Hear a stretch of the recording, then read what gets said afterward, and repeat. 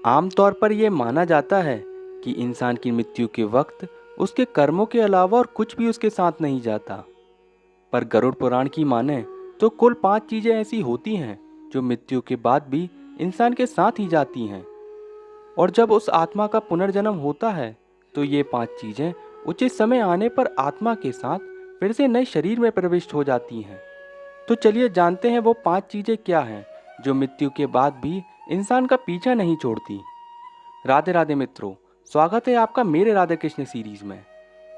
गरुड़ पुराण में जिन 5 चीजों का उल्लेख किया गया है उसमें सबसे पहले है व्यक्ति के अच्छे या बुरे कर्मों का हिसाब।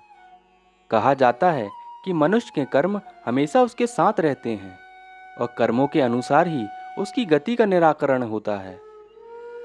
गीता में भी कहा गया है कि मनुष्य हर पल कर्म करता है और अंत में वे सभी कर्म इकट्ठा होकर मानव के लोक परलोक जाने का फैसला करते हैं। दूसरी चीज है हमारे द्वारा लिया या दिया गया कर्ज। गरुड़ पुराण के अनुसार मृत्यु से पूर्व मानव को अपने सभी कर्ज चुका देने चाहिए, क्योंकि लिया या दिया गया कर्ज इंसान को पुनर्जन्म लेने पर मजबूर करता है। अगर कोई व्यक्ति कर्ज लेकर मरता है तो उसे परलोक में अपने कर्ज का हिसाब देना पड़ता है। कहा जाता है कि जो व्यक्ति कर्ज लेता है उसे धन वापस करने धरती पर पुनर्जन्म लेना ही पड़ता है और उसे किसी न किसी रूप में उस कर्ज को चुकाना ही पड़ता है। तीसरी चीज है इंसान द्वारा किए गए पुण्य, जो मृत्यु के बाद भी मृत आत्मा के साथ यमलोक से लेकर अगले जन्म तक बने रहते हैं।